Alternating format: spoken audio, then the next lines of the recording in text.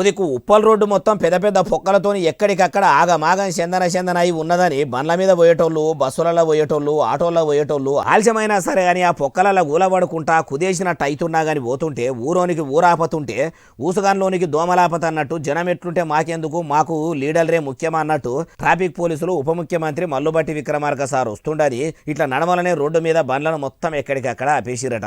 అరే ఆఫీసులకు లేట్ అవుతుంది, బడి పిల్లలకు బడికి టైం అవుతుందని పబ్లిక్ పోయి మొత్తుకున్నా కూడా చెవిటోళ్ళ ముంగడ శంఖ మూదినట్టే అయ్యిందట. 10 నుంచి 20 నిమిషాల దాకా ఎక్కడికక్కడ ట్రాఫిక్ ఆపేసిరట. బట్టి Vikramarka sir convoy పోయినాకనే traffic clear చేసిరట. అయ్యా ఉప ముఖ్యమంత్రి మల్లుబట్టి విక్రమార్క సారు, ఉదికు మీ చేయి సర్కార్ల సీఎం రేవంతాల సారు ముఖ్యమంత్రిగా ఏలుబడిలకు వచ్చినాక మా కాన్వాయిల కోసం కామన్ పబ్లిక్ ను కష్టపెట్టొద్దు, అందరితోని కలిసి మా కార్లు కూడా గుంపుల గోవిందోలే పోతుంటాయి, ఎవ్వలను తిప్పలు పెట్టొద్దని ఏతలకు చెప్పిండ్రా ఎట్లా? మొన్న ముఖ్యమంత్రి కాన్వాయ్ అనుకుంటే ఇప్పుడు ఉప ముఖ్యమంత్రి అయినా మీ కాన్వాయ్ కోసం ట్రాఫిక్ ఆపితే రేపు మంత్రులు, ఎమ్మెల్యేలు, ఎంపీలు, ఎమ్మెల్సీలకు కూడా మీరు ఇట్లనే ట్రాఫిక్ ఆపిపించేటట్టే ఉన్నారు.